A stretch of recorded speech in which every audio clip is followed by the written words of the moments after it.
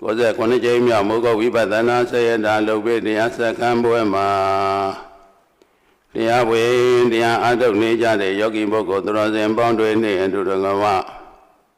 တရားတော်များကိုခန္ဓာဉာဏ်ရောက်နာကြပြီးတော့နေကြတဲ့သာသနာ့ဆွေတော်မျိုးတော်တိုင်းကတ္တကမပေါင်းတို့အားကျေးဇူးတော်ရှင်မိုးဆရာတော်ဘုရားကြီးရဲ့ဥပနိဒေယများအတိုင်းခန္ဓာဉာဏ်ရောက်အောင်ကျေးဇူးပြုလို့ဟောကြားအပ်သောပရိစ္ဆာသမုပ္ပါသင်္นานတရားတော်ဒီပရိစ္ဆာသမုပ္ပါသင်္นานတရားတော်ကိုလည်းသာပရိစ္ဆာသမုပ္ပါရဲ့ခန္ဓာပရိစ္ဆာသမုပ္ပါရဲ့လို့နှစ်မျိုးသာပရိစ္ဆာသမုပ္ပါဆိုတာဗုဒ္ဓဘုရားဟောကြားတော်မူတဲ့စာပေကိုပါဠိတော်အထက်ကရာတီကစသည်တို့ဖြင့်ဖွင့်ဆိုတာစာစကားစာဖွင့်စာကပြောတာပေါ့အဲ့ဒါကိုဥစားပေးပြီးတော့ဟောတာမဟုတ်ပဲနဲ့မိမိတို့ခန္ဓာဉာဏ်ရောက်ကျင့်ကြံကြိုးကိုပွားများအားထုတ်ပြီးတော့နေတဲ့ချိန်ခိုက်တန်မှာမဟုတ်ဆရာတော်ဘုရားကြီးရဲ့ဥပနိဒေယတနည်းအားဖြင့်မဟုတ်ဆရာတော်ဘုရားကြီးရဲ့မူဟာခန္ဓာအစဉ်ကိုဉာဏ်ဝင်ဖြတ်တယ်လို့ခန္ဓာအစဉ်ကိုမလုပ်ရမလဲဉာဏ်ဝင်ဖြတ်အဲ့ဒီခန္ဓာဟာ၅ပါးမြင်တာလဲခန္ဓာ၅ပါးကြားတာလဲခန္ဓာ၅ပါးလို့ပြောပေမဲ့မြင်တာဟာကိုယ်နဲ့30တဲ့5မိနစ်မြင်နေတယ်ဆိုရင်5မိနစ်မြင်နေတာ10မိနစ်မြင်တယ်ဆိုရင်10မိနစ်မြင်နေတာမိမိတို့တဏ္ဍာမှာရှိတဲ့စိတ်အစဉ်ဟာရပ်သွားတယ်ဆိုတာမရှိဘူးပေါ့အဲ့ထိုနည်းတူပဲမြင်စိတ်ညာစိတ်နာစိတ်စားစိတ်စားရှိသောဝိသိစိတ်တွေဖြစ်လို့ရှိရင်လည်းဘာဖြစ်လဲပြတ်သွားတယ်ဆိုတာမရှိဘူးတစ်ခုပြီးတစ်ခုတန်းဖြစ်တယ်ဒါကပဋိစ္စသမုပ္ပါအလိုရပြောရင်မြင်စိတ်ဝိညာဉ်နာယုတ်သလယတနာဖတ်တဝေဒနာနေပြီးတော့ကာမဘဝပစ္စယဇာတိပစ္စယစရာမအဲ့ဒီရောက်မှမြင်စိတ်ကလေးတစ်လုံးဖြစ်တာမြင်တယ်ဆိုတော့တစ်လုံးတော့မြင်စိတ်ကိုပြောတာအဲ့ဒီတစ်လုံးမြင်လိုက်တဲ့အဲ့ဒီကာမဘဝမှာဖြစ်ပြီးပြက်နောက်တစ်ခါကာမဘဝနောက်တစ်ခါမြင်လိုက်တဲ့ကာမဘဝရောက်ဖြစ်ပြီးတော့အဲ့ဒီလိုကိုကတော့သိတာကတော့မြင်တယ်ဆိုတာလေးတစ်ခုပဲသိတာဟောအဲ့ဒါဒီမြင်တယ်ဆိုတဲ့ဥစ္စာလေးတစ်ခုတည်းသိပင်လေပဋိစ္စသမုပ္ပါဒေသနာတော်ကြတော့၈ခုထွက်လာတာပေါ့ဝိညာဉ်နာယုတ်သလယတနာဖတ်တဝေဒနာဆိုတော့ပြစ္ဆုတ်ပံမှာအင်္ဂါဘယ်နှပါးလဲအဲ့ဒီအင်္ဂါ၈ပါးသလုံးဖြစ်သွားတာကံလည်းမြောက်ပြီးလည်းပြီးရောဖြစ်ပြီးတော့အဲ့ဒါမြင်တယ်ဆိုတော့တစ်လုံးနဲ့ပဲကိုယ်မြင်ရတော့မြင်တယ်တစ်ခုတည်းပဲအဲ့ဒီလိုဒီတစ်လုံးမှာဒီ၈ခုဟာကံမြောက်ပြီးတော့ဖြစ်ပြီးဖြစ်လိုက်နဲ့ဖြစ်နေတာအဲ့ဒီကံတွေကမိမိတို့ရဲ့သင်္ခါရတွေကိုထည့်နေတာပေါ့ဒါကံစုနေတာလို့ဒီလိုပြောတာအဲ့ဒီကံဟာလည်းအမျိုးမျိုးပေါ့ဒိဋ္ဌိအုပ်ချုပ်တဲ့ကံလည်းရှိတယ်တဏှာအုပ်ချုပ်တဲ့ကံလည်းရှိတယ်မာနအုပ်ချုပ်တဲ့ကံလည်းရှိတယ်ပဋိစ္စသမုပ္ပါခန္ဓာအစဉ်ပဋိစ္စသမုပ္ပါဒါသင်္นานကနေပြောတာပေါ့အဲ့ဒီသင်္นานကပြောတာကိုခန္ဓာပေါ်မိမိတို့သင်္นานတရားတွေနားပြီးတော့ခန္ဓာပေါ်ကိုဉာဏ်နဲ့ပြန်ဖို့မှာကိုယ်ခန္ဓာပဋိစ္စသမုပ္ပါကိုမြင်မှာပေါ့အဲ့ဒီတော့ဒီခန္ဓာအစဉ်နောက်တခါအဘိဓမ္မာသဘောနဲ့ကြည့်မယ်ဆိုလို့ရှိရင်စိတ်အစဉ်လေးတစ်လုံးဖြစ်ပုံကိုမြတ်စွာဘုရားကစိတ်ကလေးတစ်လုံးဖြစ်တဲ့အခါမှာခဏငယ်50နဲ့တစ်ချက်ရှိတယ်လို့ဒီလိုပြောတာမြေစိတ်ကလေးတစ်လုံးဖြစ်လာဖို့ရန်အတွက်ဘယ်လောက်လဲ18ချက်ရှိတယ်အဲစိတ်ပေါင်းဓမ္မပေါင်း18ချက်ပေါင်းထားတာအဲ18ချက်မှာလဲတစ်ခုမှာဥပ္ပတိပင်ဆိုဖြစ်တည်ပြက်နဲ့18ကို3နဲ့မြောက်တော့51ပေါ့အဲ့တော့ခဏငယ်50နဲ့တစ်ခုကြားမှာတစ်လုံးထွက်တာဒါအတိပ္ပယ်ကိုနားမလည်သေးဘူးအဲ့ဒီလိုကြားနေဆိုတာလေးမှာမိမိတို့ရဲ့ဘယ်နည်းပြောထားတယ်ဝိထိဆိုတာမှလည်းဟိုဝင်ဒီထွက်သွားတဲ့ခရီးစဉ်လို့ပြောတာမေဃကလမ်းခရီးစဉ်ကဝိထိအဲ့ဒါဟိုဝင်ဒီထွက်လောက်တာအဲ့တော့ဟိုဝင်ဒီထွက်လောက်တဲ့ဝိထိစိတ်အစဉ်လဲကြကိုမြင်တယ်ဆိုတာကိုယ်နဲ့တစ်ခုလေးကိုမြင်လိုက်ဖို့ရန်အတွက်ဝိသိစိတ်ဟာ၄ချိန်၄ခုဖြစ်တယ်ပထမမြင်လိုက်တယ်ဘာလဲဟဲ့ဆိုတာစူးစမ်းလိုက်တယ်နောက်တစ်ခါဆင်မနှောကနေပြီးဆင်ញင်လိုက်တယ်ဒါဘာလဲဆိုတာဆင်ញင်တယ်ခုနမြင်တာလေးကိုဆင်ញင်လိုက်တာဆင်ញင်ပြီးမှဒါဘာလားဆိုတာသိလိုက်တယ်သိလိုက်ပြီးတဲ့အခါမှာနောက်တစ်ခါအတီးပြုတ်လိုက်တာလေးကအဲ့ဒါဝိသိစိတ်၄ခုဖြစ်ပြီးမှအရာဝတ္ထုတစ်ခုကိုမြင်တာသိတာအဲ့ဒါမိမိတို့တဏ္ဍာမှာရှိနေတယ်အဘိဓမ္မာသဘောအဖြစ်ပြောရင်စိတ်အစဉ်တွေဟာအစဉ်အဆက်ကြီးမရဖက်နဲ့ဒလဇတ်လဲပတ်နေတာဒါပေမဲ့ကိုကကြည့်တော့တစ်ခုတည်းလို့ထင်ရတာလေအဲ့တစ်ခုတည်းလို့ထင်လိုက်တဲ့အတွက်ကြောင့်ရှိတာကခုသဘောပြောလိုက်တော့ပဋိစ္စသမုပ္ပါဒ်နဲ့ဆို8ခုအဘိဓမ္မာသဘောနဲ့ပြောရင်18ခုစိတ်ကလေးတစ်ခုတည်းမှာနော်အဲ့ဒါဒီလိုဖြစ်သွားတာကိုမိမိကတော့တစ်ခုတည်းလို့မြင်တာအမှန်တကယ်ကတော့8ခုလည်းရှိတယ်18ခုလည်းရှိတယ်သုတ်တန်ဤအဘိဓမ္မာနည်းနဲ့ကြည့်ရလေ အများကြီးပဲအဲ့တော့မိမိတို့မြင်တာတစ်ခုတည်းလို့မြင်လိုက်တာဧကဋ္ဌနီလို့ဒီလိုခေါ်တယ်ဒါမဲ့ဘုရားဟောတဲ့တရားနဲ့သဘောနဲ့ကြည့်လိုက်ရင်တော့18ချက်ရှိတယ်10ခုရှိတယ်ပရိစ္ဆသမုပ္ပါနီနဲ့ကြည့်ရင်10ခုရှိတယ်ဆိုတော့မများဘူးလားအဲ့ဒီများတာကြတော့နာနထာနီဒီမြင်စိတ်ကလေးကတစ်ခုတည်းမဟုတ်ဘူးအများကြီးပဲလို့ပြောတာမြင်စိတ်ကလေးတစ်လုံးဖြစ်ဖို့ရတဲ့စိတ်အစဉ်နေလေအဲ့ဒါစိတ်အစဉ်နေအဲ့လောက်များတာအဲ့ဒီများတိုင်းများတိုင်းတဏှာမာနဒိဋ္ဌိကဘာလုပ်လဲအုပ်ချုပ်တာသန္ဓယာကပြောလိုက်တယ်သန္ဓယာကအကြောင်းတော့အနုတ္တယငါထွက်လာတယ်ထွက်လာတာနေ့တစ်ပိုင်းနဲ့တဏှာမာနဒိဋ္ဌိကပေါ်လာပြီးလေပြီးရောအဲ့ဒီခန္ဓာစေမှာဒီကံကိုသွားပြီးအုပ်ချုပ်တာဒိဋ္ဌိအုပ်ချုပ်တဲ့ကံတဏှာအုပ်ချုပ်တဲ့ကံမာနအုပ်ချုပ်တဲ့ကံဆိုပြီးတော့ဒါတွေမြောက်ကံမြောက်ကုန်တာအဲ့ဒါတွေခန္ဓာတဲ့ထည့်ထားတာအဲ့ဒါခန္ဓာအစဉ်ပေါ့အဲ့ဒါခန္ဓာအစဉ်ဟာဒီပရိစ္ဆသမုပ္ပါဟာတရားမလို့နည်းနည်းတယ်ခက်ခဲတယ်လို့ပြောတာဒါပေမဲ့ဒါနည်းနည်းတာခက်ခဲတာကဘယ်သူဟောတာလဲမေးတော့ဘုရားဟောတာမြတ်စွာဘုရားရှင်ကိုတော်မြတ်ကြီးရဲ့ဉာဏ်ကိုမိမိတို့သာဝကတွေပုထုဇဉ်တွေအနေနဲ့မှီနိုင်မှာမလားမမှီနိုင်ဘူးမမှီနိုင်တော့ဒါတွေကစာသင်လို့သိတာပေါ့စာသင်လို့သိတာမိမိတို့ကစာသင်တာမဟုတ်ဘူးခန္ဓာစဉ်ဉာဏ်ဝင်ဖြတ်ဖို့ပဲအရေးကြီးတာဟုတ်တယ်မလားဟိုမှာငှက်အုပ်ကြီးရတယ်ဟိုငုံနဲ့ဆိုထပြန်လဲပြန်အောင်အကောင်20လဲဖြစ်ရင်ဖြစ်မယ်30လဲဖြစ်မယ်40လဲပါဖြစ်လဲဖြစ်ချင်းဖြစ်မှာပဲရဟန္တာပြည့်ရမှာပဲလေဖြစ်ချင်းတဲ့ကောင်ပါပြည့်လဲအထိမှာပဲတခုခုတော့ထိမှာပဲအဲ့ဒီအတိုင်းပဲခုနခန္ဓာစဉ်နေတဲ့မှာမိမိတို့ဝိပဿနာမရှုဘူးလားရှုတော့ရမ်းရှုမှန်းရှုပေါ့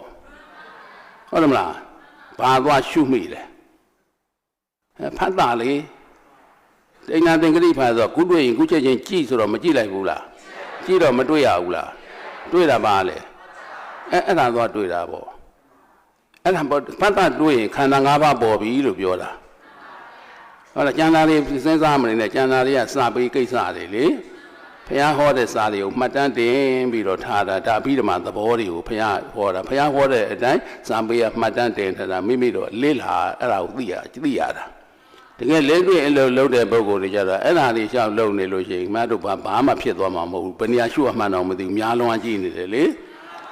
အဲ့ဒါဘယ်နေရာရှုရမလဲဆိုရှေ့ကဖြစ်ပြနောက်ကမယ်လို့ဟိုကပြောတယ်မဟုတ်ဘူးဆရာတော်ကြီးရှေ့ကဖြစ်ပြ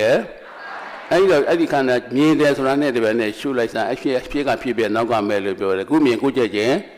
ကြည့်ဆိုတော့ကိုမြင်သားကမြင်တယ်လေးပဲရှုတာလေဘာနဲ့သွားတက်မိလဲလို့မေးတော့ဖတ်တာတွေ့သွားပြီလို့ပြောတာလေတွေ့တယ်ဆိုတာမတူလဲဖတ်တာပေါ့ဖတ်တာကိုတွေ့တယ်ဖတ်တာပေါ်ရင်အဲ့ဒီလိုသဘောပေါက်ဘာဖြစ်လို့ဖတ်တာပေါ်ရင်ခန္ဓာ၅ပါးပဲဖတ်တာပစ္စမကတရား၅ပါးလို့ဘုရားဟောထားတယ်ဖတ်တာပစ္စမကတရားဖတ်တာတို့ဝေဒနာတို့သင်ညာတို့စေတနာတို့ဝိညာဉ်တို့ဆိုတာဒါဖတ်တာနဲ့ဖတ်တာဖြစ်တဲ့တရား၅ပါးအဲ့ဒီတရား၅ပါးသိပဲလေတရားလားခန္ဓာ၅ပါးလားဒါမှမဟုတ်ဖတ်တာပေါ်ရင်ခန္ဓာ၅ပါးပေါ်ပြီဒါမှမဟုတ်ရှုလိုက်မြင်တာနဲ့ဒီပိုင်းနဲ့ချက်ချင်းရှုလိုက်ရမှာပဲနောက်ကြရင်တော့ဟိုကလွန်သွားပြီလေပထမမြင်တယ်ဆိုတာလေးကလွန်သွားပြီဒုတိယမြင်တယ်ကျမှသွားရှုမိတာဟုတ်တယ်မလားအဲ့ကြောင့်မလို့ချက်ချင်းကြည့်လို့ပြောတာခုမြင်ရင်ခုချက်ချင်းကြည့်လို့ပြောတာကြည့်တော့တွေ့ရမှာပေါ့အဲ့ဒါတွေ့တယ်ဆိုတာဒီပါလဲရှေ့ကဖြစ်ပြနောက်ကမယ်လို့ဒီလိုပြောတာအဲ့ဒီဖြစ်ပြတွေ့တယ်မြင်တယ်ဘာလို့မြင်တယ်လဲရှေ့ကဖြစ်ပြလို့မြင်တယ်အဲ့ဒီဖြစ်ပြဒီပါလဲယုံနဲ့နံလဲဟုတ်တယ်အကြောင်းကျိုးလဲဟုတ်တယ်ဒုက္ခသစ္စာလဲအဲ့ဒါကသိတာယုံနဲ့နံလို့သိအကြောင်းကျိုးလို့သိခန္ဓာ၅ပါးလို့သိဖြစ်ပြီးတော့ပြည့်တယ်လို့သိဒီလိုလာတာလေဖြစ်ပြကဘာသစ္စာလဲနောက်ဆုံးဘာသစ္စာလို့သိရမလဲအဲ့ဒါသစ္စာသိလိုက်ရင်အဲ့ဒါအရိယာတို့လျှောက်တော်လမ်းပေါ်ရောက်သွားပြီပေါ့ခုနပြောတာကခက်ခဲအောင်ပြောလိုက်တာခက်ခဲအောင်ပြောတာမဟုတ်ဘူးဘုရားဟောတဲ့အတိုင်းပြောရတာဘုရားဟောတဲ့ပုံသဏ္ဍာန်မှမကြရင်အဲ့ဒါထေရဝါဒမဟုတ်ဘူးဟုတ်တယ်မလားအရမဝါဒဖြစ်သွားတတ်တယ်ရမလို့စာပေကိုမလှုပ်အောင်မဟုတ်တယ်မလို့မဟုတ်ဆရာတော်ဘုရားကြီးရဲ့ဥပနိဒေယမှာပရိညာဘယ်နှပါလဲညာတပရိညာညာတပရိညာဆိုတာကသာသနာအနေနဲ့ပြောရင်ဘာသာသနာပရိယတိသာသနာဆိုတာဗုဒ္ဓဟောကြားတော်မူတဲ့ပါဝဆနလို့ခေါ်တဲ့ပိဋကသုံးပုံနိကေ9ရပ်ပေါ့အဲ့ဒါကိုဘာလို့ရမလဲသိရမယ်ကြိုတင်ပြီးတော့အဲ့ဒါသိပြီးတဲ့အခါမှာအလုပ်လုပ်ရမယ်ဆိုတော့အဲ့ဒီညာတပရိညာပိဋကသုံးပုံနိကေ9ရပ်ကလွတ်ပြီးပြောလို့မရဘူးဟုတ်တယ်မလား လွတ်ပြီးပြောရင်ထေရဝါဒမဟုတ်တော့ဘူးထေရဝါဒမဟုတ်ရင်ဒီနိုင်ငံမှာဒါအာဓမဝါဒဖြစ်သွားတာပါဟုတ်လားဒီမင်းနိုင်ငံမှာတော့တစ်မျိုးပေါ့လေဒီနိုင်ငံထေရဝါဒဗုဒ္ဓသာသနာနိုင်ငံကိုအဲကြောင့်မလို့ပရိယတ်စာပေကလွတ်လို့မဖြစ်ဘူးကိုဒါမှမလို့ပရိယတ်စာပေဘက်ကိုလိုက်သွားပြန်လို့ရှိရင်လည်းတိရဏပရိညာကျတော့အလုံးမဖြစ်ပြန်ဘူးအဲ့စာသေးရှောက်စိတ်ကူးနေတာလေစာသေးနဲ့တိုက်တွက်နေတဲ့ခံဖြစ်ဘူးဒါပေမဲ့အလုံးသာမြန်လုံးပါပဟာနာပရိညာကျရင်အဲ့နှစ်ခုစလုံးကိုသိသွားလိမ့်မယ်ပဟာနာပရိညာရောက်တာနဲ့တပြိုင်နက်ပရိယတ်တိသာသနာလည်းသိမသွားဘူးလားပရိပတ်တိသာသနာလည်းကိုလာခဲ့တဲ့လမ်းကိုလည်းသိမသွားဘူးလားအဲ့ဒါအလုံးလို့ဖို့ပဲအရေးကြီးတာပဲအဲ့ဒါအလုံးလို့ဖို့အရေးကြီးတယ်ဆိုရင်ဘုန်းကြီးဆရာတော်ဘုရားရဲ့ဥပနိဒာကိုဒီရဲ့9ရက်မြောက်ပဲမနေ့ပြန်ကြရင်မသိကြတော့ဘူးလေအဲ့ဒါ9ရက်မြောက်နေ့မှာမနေ့ကတော့ပြောခဲ့တဲ့တန်တတိအမှတ်ကြီးဆိုတာရှိတယ်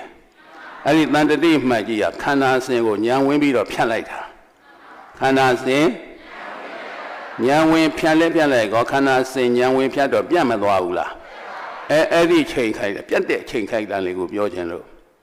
အဲ့ဒီခန္ဓာစဉ်ဉာဏ်ဝင်ပြီးတော့ဖြတ်လိုက်ကောပြတ်သွားကောဘယ်လိုဖြစ်သွားတာလဲဘာဖြစ်လို့တန်တတိအမှတ်ကြီးဟာသောတာပန်သဂတကအနာဂံယဟနာဖြစ်သွားတယ်လေဆိုတာကိုဒီနေ့ဏိကုံးချုပ်မှာပေါ့ဗျာဒါမှမဟုတ်တန်တတိဥပမာပြပြီးတော့ခန္ဓာစဉ်ဉာဏ်ဝင်ဖြတ်ပုံကိုကျေးဇူးတော်ရှင်မိုးကုတ်ဆရာတော်ဘုရားကြီးတို့ရဲ့ဥပနိတရားတိုင်းခန္ဓာဉာဏ်ရောက်ကျေးဇူးပြုလို့ဟောကြားမှာဖြစ်တဲ့အတွက်ကြောင့်ခန္ဓာစဉ်ဉာဏ်ဝင်ဖြတ်ပုံဒီဟူသောဒီတရားတော်ကိုမဟောပြောကြမီမနာကြားကြမီတရားပိုင်ရှင်ဖြစ်တော်မူတဲ့သုံးလောကထောတာသဗ္ဗညုမြတ်စွာဘုရားရှင်ကိုရောမြတ်ကြီးရဲ့တဏ္ဍာတော်မှာကိဝတ်တော်မူနေတဲ့သီတော်မူမြင်တော်မူတဲ့သဗ္ဗညုတဉာဏ်တော်ကြီးအာယုံပြုကြအကုန်လျက်တရားပိုင်ရှင်မြတ်စွာဘုရားအားနမောတန္တသုံးကြိမ်ရွဆိုပြီးတော့ရှေခောပူဇော်ကြောလိုက်ကြရအောင်နမောတန္တဘဂဝတောအရသမသမ္ဗုဒ္ဓံသာနမောတန္တဘဂဝတောအရဟတောသမ္မာသမ္ဗုဒ္ဓံသာနမောတန္တဘဂဝအရဟတောသမ္မာတရားပိုင်ရှင်ဖြစ်တော်မူတဲ့မြတ်စွာဘုရားနမောတတသုံးကြိမ်ရွတ်ဆိုရှိခိုးပူဇော်ပူမြော်မှန်လျော်ကြောကြပြီးတဲ့နောက်ထိုမြတ်ရှင်ကိုရောမြတ်ကြီးဟောကြားတော်မူခဲ့တဲ့တန်တတိအမတ်ကြီးခန္ဓာစဉ်ဉာဏ်ဝင်ဖြတ်ပုံဒီဟုသောဒီတရားတော်ကိုပရိစ္ဆာသမုပ္ပါဒေသနာတော်ကြီးမှာခြာသွင်းပြီးတော့ခန္ဓာဉာဏ်ရောင်ကျေးဇူးပြုလို့ဟောကြားမှဖြစ်တဲ့အတွက်ကြောင့်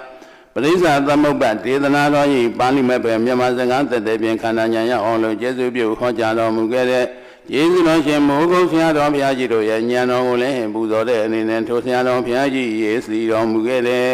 အဝိဇ္ဇာနှင့်တဏှာရင်ခံလင်္ကာနှင့်တကွာမူလနှစ်ဖြာစရှိသောလင်္ကာပိုက်တွေလည်းရွတ်ဆိုပြီးတော်မူဇော်လိုက်ကြရအောင်အဝိဇ္ဇာတဏှာရင်ခံဥပါဒံကံရောက်ယုံနံမောအဘေမမျိုးမအဘေအမေဆက်စတိဟံကံရောက်နံယုကြောင့်ကအပမံမြေပြန်လိအလျောကေမသေချာသတိမြတ်ကထင်ရှားစီရင်ဖန်ဆင်းအကြောင်းရင်းရာလူနာမြတ်စွာသတ္တဝါတို့ဖြစ်လာရမှုမဟုတ်ဟုဉာဏ်ဖြင့်ရှု၍မြော်မူလနှစ်ဖြာလေးကိုအလောအင်္ဂါ12ပါးတည်းသုံးပါးအစနှစ်ရမူလာဝသောကာလသုံးမြချင်းအား20ဤရှင်သွေကိုအလွယ်ကျမသည်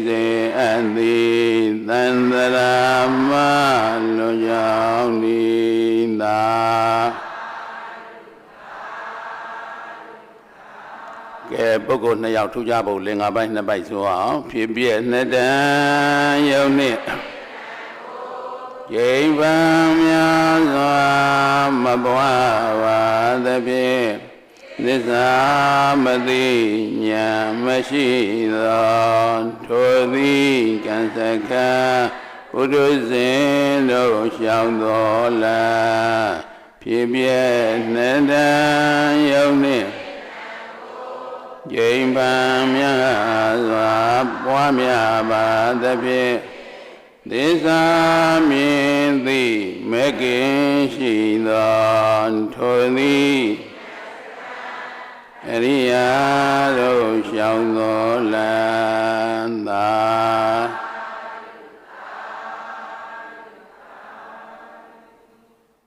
ပဒါစာရီဇလံမှာပဒါစာရီဟာသား2ယောက်လည်းပါဖြစ်လဲသေတယ်လင်းလည်းသေတယ်မိဘ2ပါးလည်းသေတယ်သူကမောင်လည်းသေတယ်ဆိုတော့အကုန်လုံးသေတာတော့အကုန်လုံးသေတာသူ့မှာဖြစ်သွားလဲသူလင်ယောက်ျားလည်းသေရောလင်ယောက်ျားလည်းသူ့ဘွေကိုက်လို့သေပြီဆိုတာနဲ့ဒီပိုင်းနဲ့ဘာဖြစ်သွားလဲလက်ယုံကြီးလည်းပြုတ်သွားပြီရွှေတောင်ကြီးလည်းပြိုးသွားပြီဘယ်ထဲမှာလဲသမုဒိသစ္စာထဲမှာလက်ယုံကြီးလည်းပြုတ်သွားပြီတဲ့ရွှေတောင်ကြီးလည်းခုကရွှေတောင်ကြီးပြိုးသွားတာပေါ့ဒီနေ့ကိုစဉ်းစားကြည့်ရင်သူရှိလို့သာရင်မိမိတို့သုံးစားနေနိုင်တာလေဒီနေ့ရနေတာသူမရှိတော့ဘူးဆိုတာနှစ်ပြန်လဲကြကောဒီသားအမိဘယ်လိုလုပ်ကြွေးတော့မလဲဟုတ်တယ်မလားဘာပြုတ်သွားပါလဲ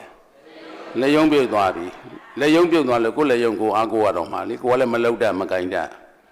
ဟောဒီမှာတဘာဖြစ်သွားလဲအဲ့ဒါမှသောကပရိဒေဝတိလာတာဟုတ်တယ်မလားဘယ်ထဲမှာလဲသမုဒိသစ္စာထဲမှာလာသမုဒိသစ္စာထဲမှာဖြစ်တဲ့ဖြစ်စေနောက်တစ်ချက်ပဒါစာရီဟိုမှာယူလာတယ်ယူလာပြီဒီကုဏကတော့သောကပရိဒေဝတိဖြစ်လုံးအားကြီးလဲကြီးတော့ဖောက်ပြန်သွားတာလေဖောက်ပြန်သွားတာစိတ်ဖြောင်းပြန်ဖြစ်သွားတာပေါ့တွေးလိုက်တိုင်းဒီဥနောက်ထက်အရေးတွေကသွားထင်တာမနှောကိုလေမနှောကတွေးလိုက်တိုင်းဥနောက်ထက်အရေးတွေသွားတယ်သူရှိတော့ကဘယ်လိုသူရှိတော့ကဘယ်လိုလောက်ကင်ဆောင်ရွက်ကျွေးခဲ့တယ်ဒီသားလေးတွေကိုဘယ်လိုချစ်ခဲ့တယ်သားလေးတွေဘယ်လိုချစ်ခဲ့တယ်ဟိုဖေမေတွေကဘယ်လိုကျေးဇူးရှိတယ်စသည်ဖြင့်ပေါ့ဆုံးနိုင်အောင်မလားအဲ့ဒါတွေတွေးခေါ်မျှော်မြင်နေတာလေသားတင်လို့လင်းဆုံးလဲဆုံးတော့စိတ်ဖောက်ပြန်သွားအာကိုရမဲ့သွားအဲ့ဒါအာကိုရမဲ့လို့အဖေအိမ်ပြန်မယ်အမေအိမ်ပြန်မယ်လို့ဆိုပြန်တဲ့အခါအဖေအမေကမရှိတော့မနေ့ကမုံတိုင်းနဲ့ပါသွားပြီဟိုလဲကြံတော့အဖေအိမ်မော်တက်မယ်အမေအိမ်မော်တက်မယ်ဆိုတော့တိုက်ပါလဲပါပြစ်သွားတယ်အကိုအာကိုမယ်ပြန်တော့လေအာကိုလို့မရှိတော့ဘူးကိုလည်းပါသွားပြီလေအဲ့ဒါဖောက်ပြန်ပြီးတော့သွားလဲသွားတော့ပဏာစာလိရဲ့စိတ်ကပြောင်းပြန်ဖြစ်သွားတာဟုတ်တယ်မလားပထမတော့မနှောကနေပြီးတော့ဥနောက်ထဲကိုပြန်ပြီးမနှောအမှန်ကြီးပြန်ထိုးတာလေသူကလင်ယောက်ျားသူကသားသူကအဖေသူကအမေသူကအကိုဆိုတော့အကိုရတွေကရှိနေသေးတယ်လေအကိုရရှိနေရနေဖောက်ပြန်သွားပြီဆိုလဲဆိုတော့မနှောကနေပြီးဥနောက်ထဲမှာရှိတဲ့အကြည့်ကိုသွားထိုးတာလေဒီဓာတ်ပုံတွေကိုသွားထိုးတာဒါပုံမှန်တော့အဲ့ဒါတွေးစိတ်လေပုံမှန်ကသူဝင်လာတာကမျက်စိကနေဝင်လာတယ်ဥနောက်ထဲမှာပုံကြိုင်းခဲ့တယ်အဲ့ဒါကိုသင်ညာနဲ့စိတ်နဲ့မနှောမှာပေါ်လိုက်ကောသင်ညာမှတ်ပြီးသွားမှတ်သွားပြီပေါ့ဟုတ်တယ်မလားသိသွားပြီပေါ့ဒါဘာပုံလဲဆိုတာသိမသွားဘူးလားအဲ့ဒီပုံတွေကဥနောက်ထဲမှာအများကြီးပဲပုံမှန်ဝင်တာကမျက်စိကဝင်တယ်နားကဝင်တယ်နှာခေါင်းကဝင်တယ်လျှာကဝင်တယ်ကိုယ်ကဝင်တယ်ဒီပုံတွေလေကိုလှုပ်ခဲ့တာတွေလက်နဲ့ကိုင်းလှုပ်ခဲ့တာတွေလည်းပြန်စဉ်းစားကြည့်ကိုဥနောက်ထဲမှာအကုန်ရှိတယ်ဟုတ်တယ်မလားအဲ့ဒါပုံမှန်ပေါ့တဘာဝအတိုင်းပေါ့ဟုတ်တယ်မလားအဲ့ဒါလေးပေါ်လာခဲ့တယ်ခုအဲ့ဒါလေးကဘာဖြစ်သွားလဲဖောက်ပြန်သွားတာဖောက်ပြန်သွားလဲသွားကောမျက်စိနာနာလျှာကိုကမဝင်တော့ဘဲနဲ့ဘယ်ကနေထွက်နေတာမနှောကပြန်နေတာလေပြန်လဲပြန်ကောအဖေစဉ်းစားရင်ဟိုမှာအဖေလားနေတယ်လို့သူကပြောတာအဖေမြင်နေတယ်လေကိုလင်ယောက်ျားစဉ်းစားလိုက်ရင် तू လားနေတယ်လို့ तू ရုပ်ပုံမြင်မနေရဘူးလားဘာဖြစ်လို့မြင်တာလဲမှန်ကြီးကဟိုသွားသူ့ပုံကိုသွားထိုးနေတာလေဒီကသူ့ပုံကိုသွားထိုးနေတယ်ကောစိတ်ဘာဖြစ်သွားတယ်ပြန်သွားတာအဲ့ဒါကိုစိတ်ဖောက်ပြန်တယ်လို့ပြောတာသူဖြောင်းပြန်ကြီးဖြစ်သွားပြီလေပုံမှန်မဟုတ်တော့ပဲနဲ့ဖြောင်းပြန်ဖြစ်သွားအဲ့ဒါကိုဘာပြောတာလဲစိတ်ဖောက်ပြန်တယ်ဆိုအဲ့သူကဖောက်ပြန်ကြည့်ရမှာပေါ့တယောက်တည်းမဟုတ်ဘူးအများကြီးပဲတမိသားစုလုံးလေအာကိုရမှန်သမျှတွေကိုဘာဖြစ်တာလဲဆိုတော့ဟိုကလောကကြီးကနေအကုန်လုံးအသက်ပြစ်တာ အကုန်လုံးဒုက္ခတန့်ပြလဲလဲကောသူတို့အတွက်တယောက်တည်းသောကမဟုတ်ပဲနဲ့အားလုံးမိသားစုတစုလုံးအတွက်သောကတွေမဖြစ်ရဘူးလားဖြစ်ရတဲ့အတွက်ကြောင့်သူ့ရင်ထဲမှာပါတယ်လေသောကပရိဒေဝဒုက္ခဒေါမနတဥပါမိတွေလောင်းနေတာလေဘာတွေလောင်းနေလဲလောင်းလေစိတ်ကဖောက်ပြန်လေစိတ်ကဖောက်ပြန်လေဟိုမှာသောကမိတွေကလောင်းလေဆိုလဲဆိုတော့ခန္ဓာကိုယ်မှာယူယုံနေမကဘူးအဝိစားပါမကတ်နိုင်တော့ဟုတ်တယ်မလား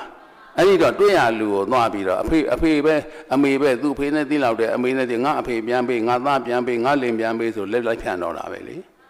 ဟုတ်ဒါပဲသူမြင်နေတာပဲလောကမှာဒါပဲရှိတယ်လို့သူသိတော့တာလေဖောက်ပြန်နေတာဟုတ်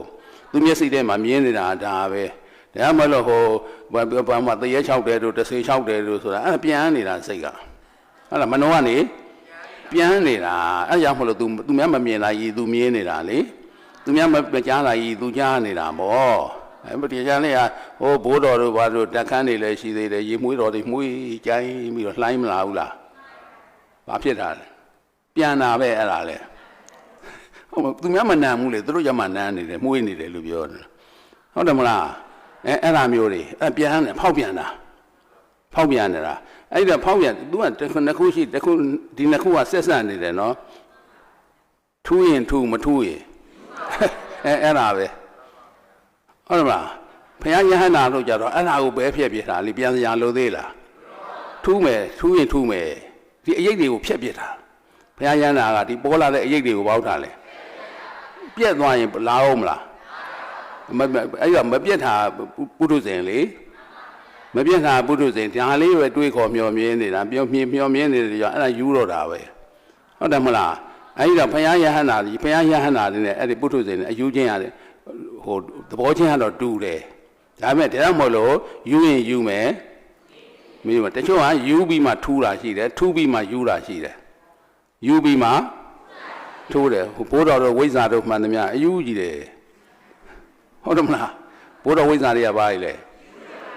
ကြည့်လေခင်ဗျားတို့ဘယ်နေရာမှာတရောင်းစားပုံစံနဲ့ဘယ်လိုမှစုံနှုံနဲ့အဖိုးကြီးပုံနဲ့လူဆင်းရဲပုံစံနဲ့ဟုတ်လားအဲ့ဒါဘဝိဇ္ဇာတွေလေကြားဘူးတယ်မလား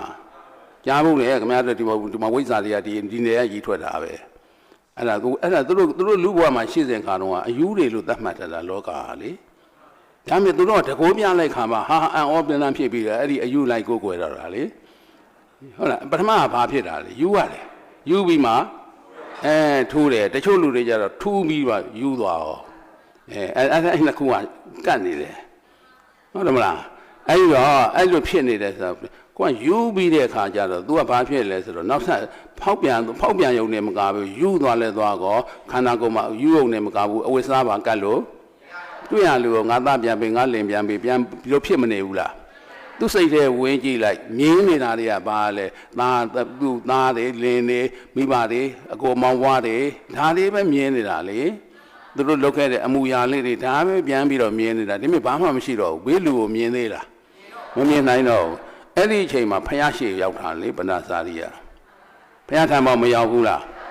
ဘာလို့လဲရက်ထဲရွာတွေကလူတွေကမြင်မကောင်းရှုမကောင်းတဲ့အခါကျတော့မကောင်းကြောင်းဖို့ဖယားစီပို့ရတာနင်သားကိုပြန်ပေးနိုင်တာဟိုမှာအဲ့ဒီဖယားပဲရှိတယ်အဲ့ဒီပုဂ္ဂိုလ်အဲ့ဒီဖယားအဲ့ဒီယဟန်ကြီးကတော့ပေးနိုင်တယ်ဖယားစီတွန်းပို့ရတာလေတွန်းပို့လိုက်တော့သူသားပြန်ပေးမယ်သူ့လင်ပြန်ပေးမယ်ဆိုတော့ပြေးတော့သွားတော့တာပေါ့ဟိုမှာဖယားတရားဟောနေတဲ့အချိန်လေအဲ့ဒီအချိန်မှာသူကငါသားပြန်ပေးငါလင်ပြန်ပေးဆိုတော့တောင်းဒါပဲဒီစိတ်ပဲသူ့မှာရှိတော့တာကိုဖောက်ပြန်နေတာနော်အဲ့ဒီအချိန်မှာအနာကန့်လာလဲလာတော့ပရိသတ်ကြီးကမြင်တာကအယူမလို့မြင်တယ်ပရိသတ်ကြီးကဘုရားကမြင်တာကတော့ပါရမီကံကိုမြင်တယ်ဘုရားကပါရမီကံကိုမြင်တယ်ပရိသတ်ကြီးကယူနေပြီလို့မြင်တာဒါသူယူပြီးရင်သူထူတော့မှာနော်ယူပြီးရင်ဘာဖြစ်မှာလဲထိုးတော့မှာဒါမဲ့ဟိုပရိသတ်နဲ့သွားနေရင်တော့ယူပြီးတော့သုံးမရအောင်ဖြစ်တော့မှာလေဟိုဘုရားနဲ့တွေ့လေလေကမြတ်စွာဘုရားကဟိုပရိသတ်ကတားနေတာပေါ့ဗျာနောက်ကပရိသတ်အစွန်ဖျားကပေါ့ဒီအယူမလာတယ်မောင်းထုတ်ဆိုဟိုမှာဖြစ်နေတာလေဒါဘုရားကသိတယ်ဒီဥစ္စာကိုမောင်းထုတ်နေတာကိုအဲဒီတော့မမောင်းမထုတ်နဲ့မထုတ်စေနဲ့လာမစေလေဟုတ်တယ်မလား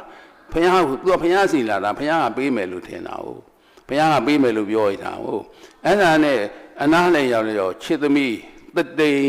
ဥပ္ပထာဟိပခိနိခြေသမီးတတိကလိုက်လို့ပြောတာ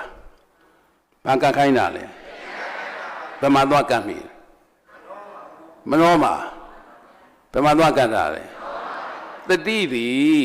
ယုံနဲ့နံလို့ပြောတာလဲဘာတူလဲခန္ဓာလို့ပြောတာလဲအဲ့ဒါညာတပရိညာတွေနော်ယုံနဲ့နံအကြောင်းအကျိုးခန္ဓာ၅ပါးဖြစ်ပြဒုက္ခသစ္စာပဏာစာရိယအဲ့ဒါလို့မသိဘူးခင်ဗျားတို့ကသင်တန်းတက်တာရှုခွင့်ရှုခွင့်မှာယုံနဲ့နံအကြောင်းအကျိုးခန္ဓာ၅ပါးအဲ့ဒါယထာဘုဒ္ဓညာဘာညာလဲအဲ့ဒီခန္ဓာ၅ပါးဒီရှုလိုက်စမ်းတရားလားဖြစ်ပြလားဖြစ်ပြကဘာသစ္စာကဲဖြစ်ပြမြင်မယ်ဒုက္ခသစ္စာဆိုတော့ယုံနဲ့နံအကြောင်းအကျိုးခန္ဓာ၅ပါးဖြစ်ပြဒုက္ခသစ္စာဟုတ်တယ်မလားဒါသိရမယ်စဉ်တိုင်းလေအဲ့ဒါဉာဏ်စဉ်လေအဲ့တော့ဒီစဉ်တိုင်းမှာသတိလက်ကံလက်ကလိုက်ကောသူ့ရဲ့တဏ္ဍာမှာရှိနေတဲ့ပါရမီကံကဣဒံမေပုံညာဘောဓိညာဏတပစ္စယောဟောတုလေသူလှုပ်လာခဲ့တာလေခန္ဓာနဲ့သတိလက်ကံလိုက်ကောယုံနဲ့နံလည်းသိသွားပြီလေဘာသိသွားတာလဲယုံနံသိတာနဲ့သက်ကာယဒိဋ္ဌိကွာမသွားဘူးလားဟောဒါအကြောင်းနဲ့အကျိုးပဲတခြားလားခန္ဓာ၅ပါးလားအဲ့သိလဲယုံနဲ့နံလို့သိလဲသိကောဘာဒိဋ္ဌိကွာသက်ကာယဒိဋ္ဌိဆိုတာတခြားလားငါမြင်နေလားတခြားပြုတ်သွားတာလားငါပြုတ်သွားတာလားငါလည်းပြုတ်သွားလဲသွားလဲကောငါရှိသေးလားငါမှမရှိပဲနဲ့ငါသားငါသမီးလာအောင်မလားအဲ့ဒီကြပုံမှန်ပြန်ဖြစ်သွားပြီလေဟုတ်တယ်မလားငါသားငါမှမရှိပဲနဲ့ဘယ်မှာငါသားငါသမီးရှိမှလဲဆိုတဲ့တတိပြန်ပြီးရမသွားဘူးလားအဲ့ဒါမှအဝိစားတွေပြန်ရှာတာပဲသူကဟုတ်တာတတိပြန်ကလိုက်တာမင်းတို့ကတော့အဲ့ဒီလိုဖြစ်မဲ့လက္ခဏာမရှိဘူးဟိုကပါရမီကံပါရမီရှင်ကြီးမို့လို့ဟုတ်တယ်မလားသူ့သွားတူလို့မရဘူးလေနီးစနစ်ကိုပြောတာဝိပဿနာဉာဏ်ရဲ့စနစ်ကိုပြောတာကွာသူကဘာပါနေလို့လဲသူ့ပါရမီကံကဘယ်လောက်သားရှိသလဲဆိုတော့ပဏာစာရီဖြည့်ခဲ့ရတဲ့ပါရမီကမ္ဘာတသိဘယ်လောက်လဲကမ္ဘာတသိဖြည့်ခဲ့တာဆိုတော့တဝက်ကျော်နေဘူးပေါ့ဗျာ၃ပုံ၄ပုံ၃ပုံစာလောက်ရှိတာပေါ့ဟုတ်တယ်မလားဧကသဝကတွေကအမှတ်ပြည့်ဧကသဝကတွေကအမှတ်ပြည့်နဲ့အောင်တာဟုတ်လားမဟာသဝကတွေကြတော့အမှတ်ကနည်းတယ်ဂုဏ်ဓုမှတ်တော့ကျော်တယ်ပေါ့ဂုဏ်ဓုမှတ်နဲ့အမှတ်တရားရာပြေချားထဲမှာရှိတာအဲကြောင့်မလို့ဧတလက်တွေရတာလေအဲ့ဒါဂုဏ်ဓုတွေဂုဏ်ဓုရတာပေါ့ဂုဏ်ဓုမှတ်အထက်မှာရှိလို့ပေါ့ဟုတ်လားကျန်တဲ့သဝကတွေကြတော့ဂုဏ်ဓုဧတလက်မရတဲ့သံဃာတွေရှိတယ်လေအဲ့ဒါတွေကြတော့ဂုဏ်ဓုမှတ်တာမရောက်လို့ပေါ့ဟုတ်တယ်မလားဒါပါရမီကံရဲ့အစွမ်းလေမိမိတို့ကြတော့ဘာဖြစ်လဲဂုဏ်ဓုမှရပါမလားရိုးရိုးအောင်မှတောင်မရဘူးခင်ဗျားတို့ထက်မြင့်ပေးရတဲ့မော်ရီရှင်းထဲမှာပါမဲ့လူပုဂ္ဂိုလ်တွေဟမ်ဘယ်ထဲမှာထည့်ရမှာလဲမအောင်ရင်အောင်ရင်နဲ့အောင်တာကြည့်လိုက်တော့မြန်မာစား40တဲ့အဲ့ဒီကဘယ်သွားပုံကြတော့မလဲကျန်တာတွေတော့ထည့်ပြောမနေနဲ့တော့ခင်ဗျာမြန်မာစားမှာနဲ့40ဆိုတာနှစ်ပြင်တစ်ပည့်စာမှုရစတော့ဟုတ်တယ်မဒီနေ့စပြီလားအဲ့တော့မော်ရီရှင်းထဲပါမှာမာလေးအောင်မို့ရေးကြည့်တာပဂရိတာဘကကိုမကိုရှိတာတပည့်သားလေးရှိတာပဲအောင်မို့ရေးကြည့်တာပဲလေအဲ့တော့ပဏ္ဏစာတိတတိကလိုက်တာကိုက်ထာနဲ့ရုပ်လို့ပြောတယ်ရုပ်နံလို့ပြောတာဘာတူလဲတတိဒါမှမဟုတ်တတိကိုက်ထာနဲ့တပည့်နဲ့တတိဟာအကွက်ပေါ်ပေးတယ်လို့ပြောတာဟုတ်တယ်မလားတတိဟာအကွက်ပေါ်ပေးတာဝိရိယကအကျိုးအားထုတ်တာအဲ့ဒီတတိအကွက်ဖော်ပေးလိုက်တာကိုယုံနံကိုမြင်အောင်အားထုတ်လိုက်တာကဝီရိယအဲ့တဲ့တဲ့လေးကိုယုံနံတဲ့တဲ့လေးစူးစိုက်ပေးလိုက်တာလေဟာဧကကတာအဲ့ဒါတမာပေါင်းလိုက်ကောတမာတိမကင်ဖြစ်သွားတာလေတခြားလို့သိတာလားယုံနံလို့သိတာအဲ့ဒီယုံနံလို့သိတာဘလူလဲတတိကပေါ်လွင်အောင်လုပ်ပေးတာအဲ့တရားလေးကိုအဲ့တော့ပဏာစာတိတန်တာမှာဒီတတိပြန်ကလိုက်တာလေတတိကလိုက်လို့ဘုရားပြောတာတတိကလိုက်ဆိုတာနဲ့တပည့်နဲ့နောက်ကသမာဓိဝိရိယနဲ့သမာဓိပါမသွားဘူးလားအဲ့တော့သမာဓိမဲ့ခင်ဖြစ်မသွားဘူးလားအဲ့တော့တခြားညာသွားယထာဘုဒ္ဓညာလားယထာဘုဒ္ဓညာရသွားလဲသွားကောအရှိကိုအရှိတိုင်းသိမသွားဘူးလားသိသွားလဲသွားကောပုံမှန်လူပြန်ဖြစ်သွားတာလေဒါပေမဲ့အယူတော့မပြောင်းသေးဘူးသက်သာယုံပဲရှိသေးတယ်လေသက်သာယုံပဲရှိသေးတယ်သက်သာယုံပဲသက်သာပြီးလဲပြီးရောနောက်ထပ်မှဘုရားတရားဆက်ဟောတာလေဒီသားတွေသမီးတွေဆိုတာကိုအားကိုးရမဟုတ်ဘူးကိုယ်ကိုယ်ရမဟုတ်ဘူးကိုဘာမှအားကိုးရမရှိဘူးဆိုတဲ့သဘောမျိုးနဲ့ဘုရားဟောတာလေအဲ့ဒါတန်ဝင်ကညာကိုပြပြီးတော့ရှေ့ကခန္ဓာစဉ်ကိုညာဝင်ပြီးတော့မဖြတ်ဘူးလားဖြတ်လိုက်တဲ့အခါမှာရှေ့ကဖြတ်တဲ့အစဉ်မှာယထာဘုဒ္ဓညာကိုမပါဘူးလား ခန္ဓာကိုရှုလိုက်ကောတရားလားဖြစ်ပြလားဖြစ်ပြကဘာသစ္စာဒုက္ခသစ္စာလို့သိတာနဲ့တပြိုင်နက်ပရမတ္ထသစ္စာဆိုက်သွားပြီးလေပြီးရောရှေ့ဟာအရိယသစ္စာကိုရောက်သွားတာဒါပဋ္ဌာစာရီပုံနဲ့နော်အရေးကြောင်းကြောရင်သုံးဖို့ကအဲ့ဒါလက်နဲ့တရားထည့်ထားရမယ်အဲ့ဒါဘယ်တဲ့ထည့်ထားမလဲစိတ်နဲ့ထည့်ထားရမယ်အဲ့ဒါမဟုတ်ဘူးဆရာတော်ကြီးရဲ့နီးပဲ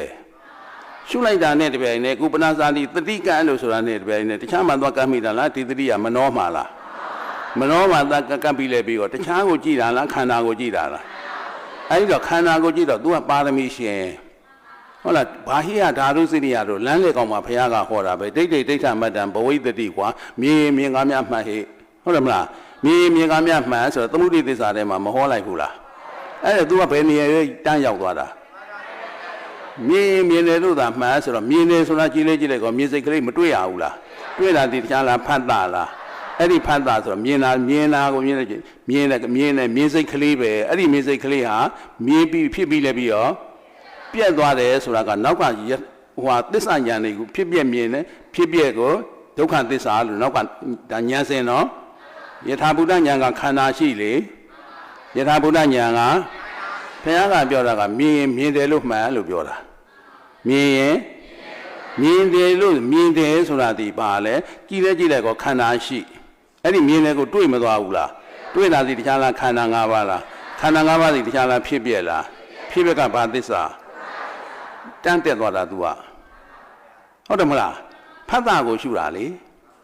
ဖတ်တာကိုရှုတာဒါဖတ်တာကိုရှုလိုက်တာနဲ့ तू ကပါရမီရှင်ကြီးဖြစ်နေတာ तू ခိတ်ပါဘိညာနေရအင်မတန်လှင်မြန်စွာတော့မဉ္ဇဉ်ပုံညာကိုရောက်စေနိုင်တော့ပုဂ္ဂိုလ်တွေမှာဘာဟိယဓာတုသိရမယ်ဟုတ်တယ်မလားပြီးတော့မာလုကျဗုဒ္ဓဆိုတာရှိသေးတယ်လေဒါရီကဘာဖြစ်လဲလှင်မြန်တဲ့အသိဉာဏ်ရှိတယ်ဆိုတော့ဖယားကတခွန်းလေးပြောလိုက်တာနဲ့ဒီပိုင်းနဲ့ယထာဘုဒ္ဓဉာဏ်ကနေပြီးတော့ရှေ့ကဖြစ်ပြမြင်ဖြစ်ပြမဟုတ်ဖြစ်ပြဆုံးဆိုတာကိုတန်းတက်သွားတာလေသူတို့ကဟုတ်တယ်မလားဒါပါရမီရှင်ဖြစ်မလို့နော်တန်းတက်သွားတာအဲ့ဒါလှင်မြန်တဲ့အသိဉာဏ်မရှိဘူးလားအဲ့ဒါဘယ်သူနဲ့ဆိုင်လဲပါရမီနဲ့ဒါပေမဲ့တတိကလိုက်တာနဲ့ဒီပိုင်းနဲ့တခြားကိုမြင်ရတာလားခန္ဓာစင်လားအဲ့ဒီတတိခန္ဓာစင်တတိနဲ့သိပြီးယထာဘုဒ္ဓဉာဏ်ရောက်ပြီးတာနဲ့ဒီပိုင်းနဲ့ပါရမီရှင်မျိုးကြတဲ့ခါကျတော့ဖြစ်ပြဒုက္ခသစ္စာလို့သိတာတခြားလားဉာဏ်လားအဲ့ဒါမှမိခင်ရှိမှပြည့်သွားတာလေအဲ့ဒါပါရမီရှင် तू အထူးအချိန်ကြာကြီးပွားများเสียလိုသေးလားမလိုတော့ဘူး तू ပွင့်အံ့လက်တက်ပွင့်စွဲတော့မဲ့ကြာမျိုးပွင့်တော့မဲ့ပန်းပွင့်မျိုးပေါ့ဗျာပွင့်ချက်တည်းကတာဖြစ်နေတဲ့ချိန်ပေါ့အဲ့ဒါနေမင်းနဲ့လည်းတွေ့လဲရောဖြတ်ခနဲ့ဆိုဘာဖြစ်သွားလဲပွင့်သွားတယ်အဲ့ဒါပါရမီရှင်ကြီးကဲတန်တတိမှကြီးလေဘုရားစွာဘုရားချွေချွတ်လို့ပွင့်တာလေပွင့်တာဖြစ်တဲ့ကြောင့်တန်တတိမှကြီးလေမူးယူပြီးတော့နေတာလေအဲ့ဒီအချိန်မှာကိုမအိုသိချင်းတရားနဲ့မကြုံပါဘူးလားကြုံတာနဲ့တပြိုင်နက်သူ့မှာဘာဖြစ်သွားပါလဲသောကပရိဒေဝဒုက္ခဒေါမနတာဥပါယတာဘယ်ထဲမှာလဲသမုဒိသစ္စာထဲမှာသမုဒိသစ္စာဒီအချိန်ထိအောင်သူမသိသေးဘူးပရမတ္ထသစ္စာဘောမရောက်သေးဘူးနော်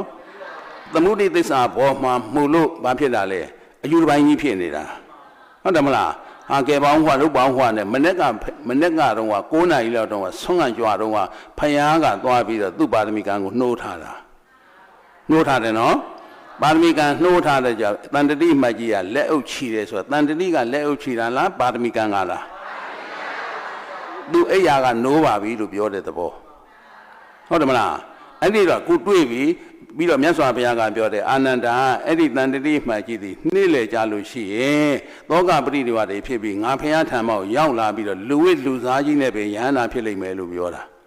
သူလက်အုပ်ချီတဲ့ပါရမီကံလေးပွင့်တော့မယ်ဆိုတာဘုရားသိပြီလေပွင့်ရင်လို့အိယာနိုးသွားပြီဆိုတာသိတဲ့အတွက်ကြောင့်နှိမ့်လေမှာပွင့်မယ်ဆိုတာသူကတွေ့ပြီးသားအဲ့တော့အရှင်အာနန္ဒာကိုပြောတယ်လေအရှင်အာနန္ဒာကအဲ့ဒါကိုဟိုတက္ကမတွေမပြောဘူးလားပြောလားအဲ့ဒါမှလူအုပ်ကြီးကဝိုင်းပြီးတော့အုံးနေတာလေတခြားတိဋ္ဌိတွေကလည်းဒီဗုဒ္ဓဂေါတမရှားမရအယိုးမရှိတိုင်းလျှောက်ပြောတယ်ဆိုတော့လှုပ်တာလေဆိုတော့မူသံဝါဒနဲ့ဆုပ်ဆွဲမယ်ဆိုပြီးတော့အဲ့ဒီမှာလာပြီးတော့ပရိသတ်တွေစုပေါင်းနေတာတမျိုးလုံးဟုတ်လားအဲ့တော့တန်တတိမှတ်ကြီးကလည်းဘုရားပြောတဲ့အတိုင်းသောကပရိဒေဝတွေဖြစ်လာပြီးလည်းပြီးတော့ဘယ်ရောက်လာလဲ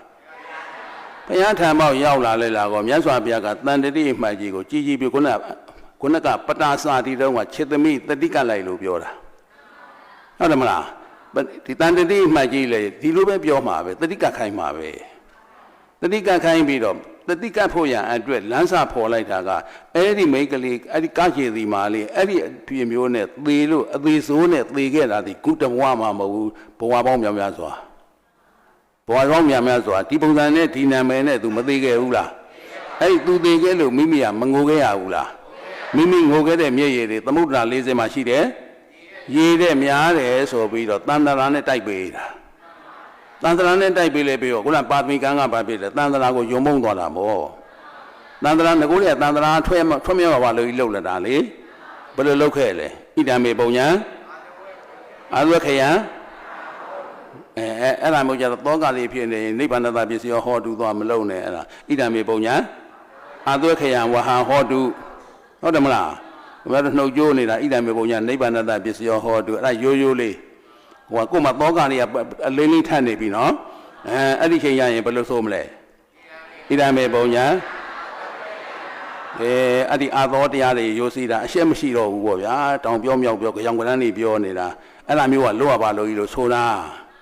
ဟုတ်တယ်မလားအဲ့ဒီလိုဆိုခဲ့တဲ့အတွက်ကြောင့်ကိုသောကပတိတွေကသူ့မှာဖြစ်မနေဘူးလားအဲ့ဒါစီစိတ်အစဉ်ကိုကြည့်လိုက်တယ်ဆိုလို့ရှိရင်တွေးလိုက်တိုင်းဘာဖြစ်လဲနောက်ကြောင်းပြန်တယ်ဟောမနေ့ကမှသူ့ကပြနေသေးတယ်လေသူ့ဖြောပြင်းပေးနေသေးတယ်လေသူချစ်တဲ့သူကအဲ့ဒါကိုနှိမ့်ခင်းလဲရောက်လဲကောအချင်းတွေကမဆိုးဘူးလားဆိုးသွားတယ်ဆိုတာအတိတ်ကိုလည်းသူမပြန်ဘူးလားဒါဖြစ်ရင်ဒီချင်းကနေစပြီးသူချစ်ရမယ်သူရှိသေးလားမရှိတော့တဲ့အတွက်ကြောင့်အနာဂတ်ကိုလည်းလှမ်းမမျှော်ဘူးလားဘယ်ထဲမှာလဲသမုဒိသစ္စာထဲမှာတွေးလိုက်တိုင်းနောက်ကြောင်းပြန်တွေးလိုက်တိုင်း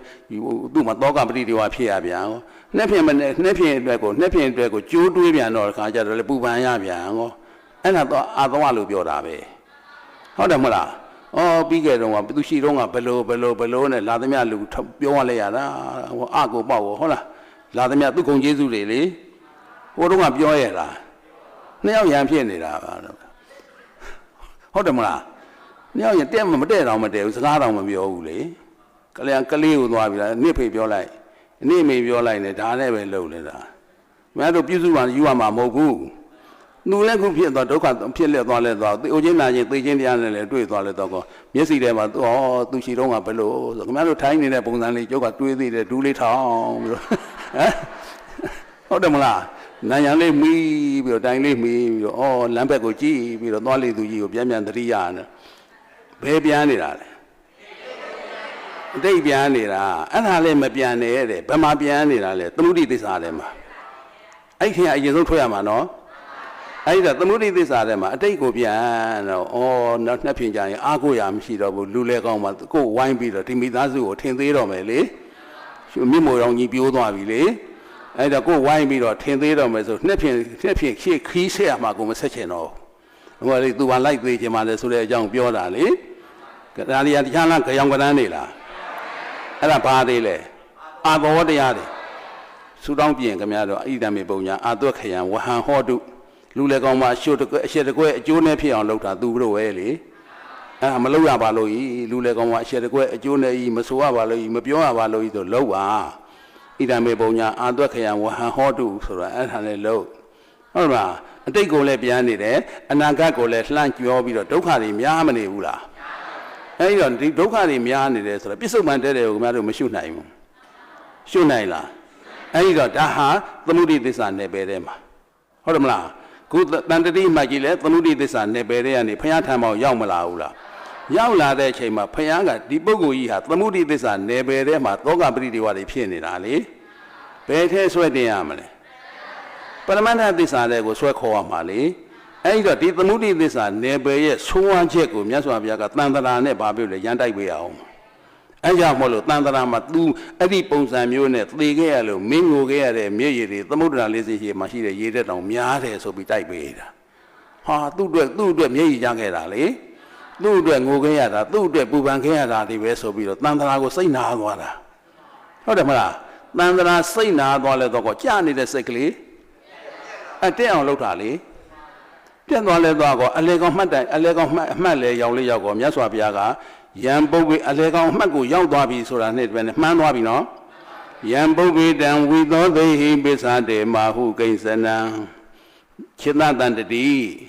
ယံပုဂ္ဂိတံဝိသောသိဟိအတိတ်ကိုပြန်ပြီးတော့တွေးနေတဲ့အတွေးတွေကိုလည်းဖြတ်ပလိုက် ဖြောက်ပလိုက်မင်းပြီးခဲ့တဲ့မနေ့ကဟာတွေပါလေရှောက်လုံးမနေနဲ့တော့ကိုပစ္စုပန်တက်တဲ့ကိုကြည့်လို့ပြောတာနှစ်ပြန်ငါဘယ်လိုနေရမလဲဆိုတော့အနာဂတ်လေးလှမ်းမဖြောနေဆိုသမုဒိသစ္စာနယ်ပယ်တဲ့ဥစ္စာသမုဒိသစ္စာနယ်ပယ်တဲ့ကနေဆွဲထုတ်တာလေဆွဲထုတ်ပြီးလေကောခုသူဘုရားရှိရောက်နေပြီလေဘုရားရှိရောက်တဲ့အခါကျမှဘုရားကယံပုဗ္ဗေတံဝိသောသိဟိပိသန္တေမာဟုကိဉ္စနံမိစေစေနောဂဟိတတိဥပါဒံတော်စရိတ္တတိဒီစေတနာလေးတစ်ပုဒ်ပဲဟောတာဟုတ်တယ်မလားပုဗ္ဗေယံပုဗ္ဗေတံဝိသောသိဟိဟိုသမုဒိသစ္စာတော်ကအတိတ်ကိုလည်းမပြန်နဲ့လို့ပြောတာအတိတ်ကိုလည်းအနာဂတ်ကိုလည်းလှမ်းပြီးတော့မကြွနဲ့တဲ့ပိဿုပန်တက်တဲ့ရှုလို့ဆိုတဲ့သဘောမျိုးပေါ့လေဟိုထက်မှပြောတော့ကအတိတ်ကိုလည်းမပြန်နဲ့အနာဂတ်ကိုလည်းမကြမ်းမနေနဲ့မပင်ပန်းနဲ့ဒီလောက်ပဲသမုဒိသစ္စာထဲမှာဒါပဲပြောလို့ရမှာခုတော့ပရမတ္ထသစ္စာနဲ့ဆွဲထုတ်လိုက်ပြီလေပရမတ္ထသစ္စာနဲ့ဆွဲထုတ်လိုက်ကောမြတ်စွာဘုရားကအဲ့ဒီကြမှာယံပုဗ္ဗေတံဝိသောသေဟိပိစ္ဆန္တေမာဟုကိဉ္စနံသူတဏ္ဍမှာဖြစ်နေတဲ့စိတ်စင်နေနော်စိတ်စင်နေဟာခုနကပြောသလိုစိတ်ဟာမြေစိတ်ကလေးတစ်လုံးဖြစ်တယ်ဆိုရင်ပဲဘလောက်တောင်မှဖြစ်တယ်လဲဆိုတော့ရှေ့စိတ်ကလေးကလည်းဖြစ်ပြက်နောက်စိတ်ကလေးကလည်းဖြစ်ပြက်ဆိုတဲ့စိတ်ကလေးတွေကဘာဖြစ်လဲတတိတရန်းကြီးပေါ့ဗျာမြေစိတ်ကလေးတစ်လုံးဖြစ်ဖို့ရ18ချက်ရှိတယ်လို့ပြောတာအဲ့ဒါစိတ်တစ်ခုမှာဖြစ်တီးပြက်ဖြစ်တီးပြက်ဝိပဿနာကြတော့တီကိုထည့်မပြောဘူးမဟုတ်ဘူးဆရာတော်ကြီးကဘယ်လိုပြောလဲတစ်မှဖြစ်ပြီးနှစ်မှပြက်တယ်လို့ပြောတာအလကောင်တီတာကိုမပြောပါလောက်လို့မပြောဘူးနော်တီဆိုတဲ့ဥစ္စာလေးကဖြစ်တီပြက်ဖြစ်တီပြက်ဖြစ်ကတစ်ပြက်ကတစ်နှစ်ပဲရှိတယ်တစ်မှဖြစ်ပြီးနှစ်မှပြက်တယ်လို့သူကပြောတာတစ်မှဖြစ်ပြီးတော့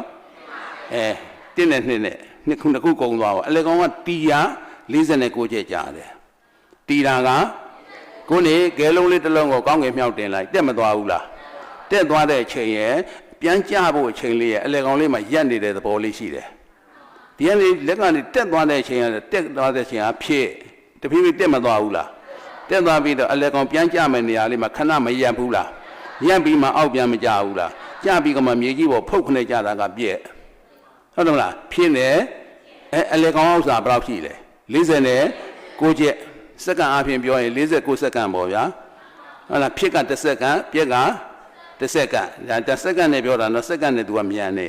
တစ်မှဖြစ်ပြီးနှစ်မှပြက်တယ်လို့ပြောတာဘယ်တရားတွေကိုလဲနံတရားတွေအဲ့ဒီတော့ဒီနံတရားတွေဟာရှေ့ကမြင်နေဆိုတဲ့မြင်စိတ်ကလေးတစ်လုံးဖြစ်လာလို့ရှိရင်လေဖြစ်တီးပြက်ဖြစ်တီးပြက်ခြားနံတရားလေးလားအဲ့ဒီနံတရားလေးဟာဖြစ်ပြီးသူကဖြစ်ပြက်နှစ်ခုပဲရှိတယ်နော်အလေကောင်းကတီကိုစကားနဲ့ထည့်မပြောဘူးနော်တီကိုစကားနဲ့ထည့်မပြောဘူးဖြစ်ဒါဖြစ်ရင်သူ့နောက်မှာလဲဘာလေးလာအောင်မလဲနောက်ထပ်မြင်စိတ်ကလေးတစ်လုံးထပ်မလာဘူးလားဘုရားတရားဟောနေတာဖြစ်တယ်တခြားစိတ်တွေလားကြားစိတ်တွေလားဒီကြားစိတ်လည်းဖြစ်ပြီးတော့ပြတ်မှာပဲနောက်ကြားစိတ်လည်းစကားတစ်လုံးပြောနေတယ်ဆိုတော့18ချက်ကြားတယ်လို့ပြောတာနော်အဲ့ဒီ18ချက်ထဲမှာ1 2 3 4 5 6 9 18တိအောင်တွက်လိုက်ပေါ့တစ်ကလည်းဖြစ်ပြနှစ်ကလည်း3ကလည်းဖြစ်ပြအဲ့တော့မြတ်စွာဘုရားကဟောတာယံပုဗ္ဗေတံဝိသောသေဟိပိစ္ဆန္တေမာဟုကိဉ္စနံမိစေစေနောဂဟိတတိဥပါဒံတော်စရိတ္တတိအတိတ်ကိုလည်းမပြန်နဲ့လို့ပြောတာရှုလိုက်စမ်းအဲ့ထဲကိုရှုလိုက်ရင်တခြားလားဖတ်တာလားဖတ်တာကိုတွေ့ပြီးတော့ဝိပဿနာဉာဏ်နဲ့ကြည့်လိုက်တဲ့အခါမှာတခြားကိုမြင်တာလားအပြက်ကိုမြင်တာလားအပြက်ကိုမြင်တော့ဒီတစ်စိတ်ကလေးဟာဖြစ်ပြီးတော့ပြက်တယ်ဖြစ်ပြီးတော့ပြက်တယ်ဆိုတော့တခြားကိုမြင်တာလားအပြက်ကိုမြင်တာလားဖြစ်တာကလွန်သွားပြီဖြစ်တာကို तू မမြင်ဘူးနော်ဖြစ်တာကအတိတ်ဖြစ်သွားပြီဖြစ်တာကပြက်တာနဲ့သွားမတွေ့ဘူးလားအဲ့ဒီတွေ့ပြီးတဲ့ခါမှာအပြက်ကိုမြင်လိုက်တော့တခြားကိုသိတာလားလက္ခဏာကိုသိတာလားဒါဖြစ်အပြက်ကပြစ္ဆုတ်ပံ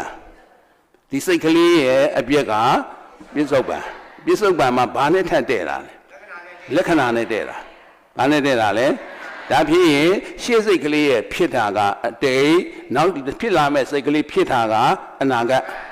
အလဲကောင်မှာဖြစ်ပေါ်လာတဲ့ဒီစိတ်ကလေးရဲ့ဖြစ်တာကအတိတ်နောက်စိတ်ကလေးဖြစ်တာကအနာဂတ်တခြားမြင်ရတာလားအပြက်ကိုမြင်ရတာလားအဲ့ဒီအပြက်ကိုတခြားလားပြစ္ဆုတ်ပံလားအဲ့ဒါရှေ့နှစ်ခုဖြစ်နှစ်ခုရဲ့အလဲကောင်မှာသူရောက်နေတာဖြစ်နှစ်ခုရဲ့ ယံပုဗ္ဗေတံဝီသောသေဟိပစ္ဆန္တေမာဟုကိဉ္စနံမိစေအလဲလို့ဆိုတဲ့တရားဟာဘာလဲဖြစ်တာလားပြက်တာလားဖြစ်တာလားပြက်တာလားအဲ့ဒီဖြစ်တာပြက်တာကိုကြည့်မြင်တာကသမ္မာဒိဋ္ဌိဖြစ်တာကိုမြင်တာကအဲ့ဒီဖြစ်တာကိုမြင်ပြီးလည်းပြီးတော့မြင်လဲမြင်ရမယ်သိလဲသိရမယ်ဒါတရားဉာဏ်လားဝိပဿနာဉာဏ်လားသိတော့ဘာကိုသွားသိတယ်လက္ခဏာဆိုတာရှိတာလားမရှိတာလားကဲဒါဖြင့်အဲ့ဒီအလေကောင်လို့ခေါ်တဲ့ပြစ္ဆုတ်ပန်တဲ့တဲ့ဟာတခြားကိုမြင်တာလားအပြက်ကိုမြင်တာလား